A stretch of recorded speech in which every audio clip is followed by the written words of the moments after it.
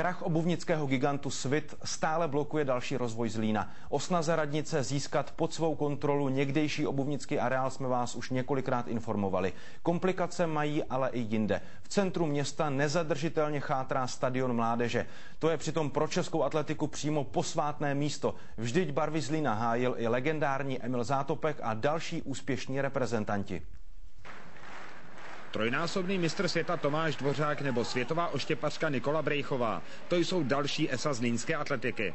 Za 53 let existence stadionu mládeže tady trénovali tisíce sportovců. Současnost areálu je ale velmi špatná. Bohužel za posledních těch 18 let, co já pamatuju, tak se tady nic nezměnilo. Stadion mládeže je vlastně velká ostuda města Zlína. Stadion doplatil na krach obuvnického Svitu. Pozemky vlastnila továrna, pak v době konkurzu její správce a nyní stát, přesněji řečeno Česká konsolidační agentura. To znamená stop všem úvahám o rekonstrukci.